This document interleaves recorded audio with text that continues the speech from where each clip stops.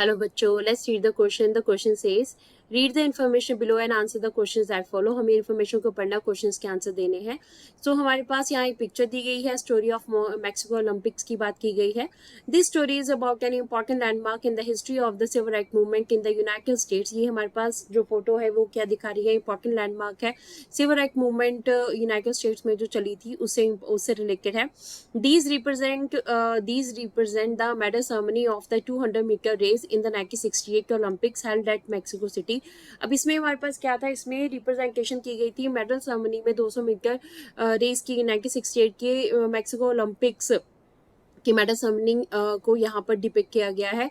The two main standing with the clenched fists up raised and heads bowed while the American national anthem was played. देखिए, जो दो आदमी यहाँ पे दिखाई दे रहे हैं उन्होंने अपना जो सिर है वो झुका रखा है और उनके जो फिस्ट है, उनकी जो मुट्ठियाँ हैं वो बंद हैं और वो ऊपर उठा रखी हैं. और इस टाइम के ऊपर जो है अमेरिकन नेशनल एंथम जो है वो चल रहा था. आर द यूएस एथलीट्स, ये दोनों क्या थे? यूएस एथलीट्स थे.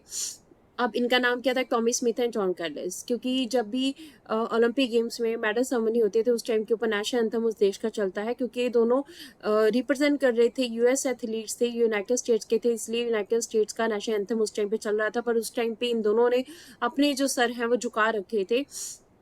They are African American. वो क्या है? वो अफ्रीकन अमेरिकन थे. They had won the gold and bronze medals respectively. उन्होंने गोल्ड और ब्रॉन्ज मेडल जो है रिस्पेक्टिवली जीते थे. अब देखिए, अफ्रीकन अमेरिकन हमारे पास क्या होते हैं? अफ्रीकन अमेरिकन हमारे पास वो अफ्रीकन हैं जो कि जिनके डिसेंडेंट्स, जिनके एंसेस्टर्स जो हैं कभी अमेरिका में एज स्लेव्स जो है लाए गए थे 17 से 19 सेंचुरी के बीच में, और उनको भी अमेरिका में अफ्रीको अमेरिकन कहा जाता है. So they receive their medals wearing black socks and no shoes to represent the black poverty. उन्होंने अपने मेडल रिसीव किए कैसे? ब्लैक सॉक्स पहनी हुई थी, शूज नहीं पहने हुए थे. किस चीज़ को रिप्रेजेंट कर रहे थे? ये ब्लैक पॉवर्टी को रिप्रेजेंट कर रहे थे कि यूनाइटेड स्टेट्स जैसी इतनी डेवलप्ड कंट्री में रह रहे हैं पर फिर भी जो ब्लैक है वहाँ पे गरीब है. With this gesture they try to draw international attention to racial discrimination in the United states.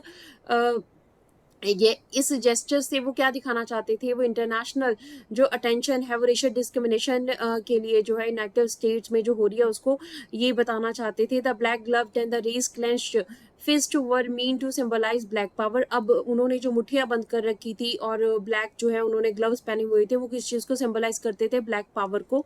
The silver medallist white Australian athlete Peter Norman wore a human right badge on his shirt during the ceremony to show his support to the two American.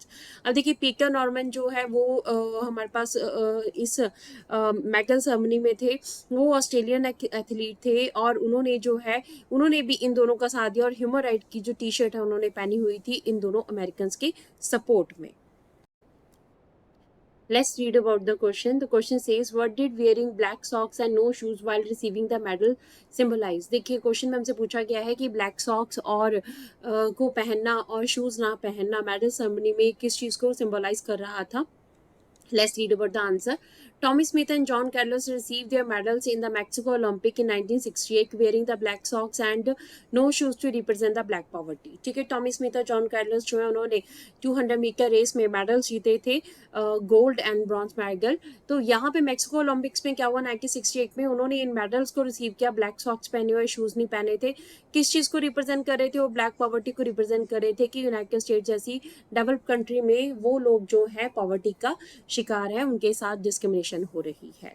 So this is the answer of the question. Hope so you understood the question as well as the answer. Thank you.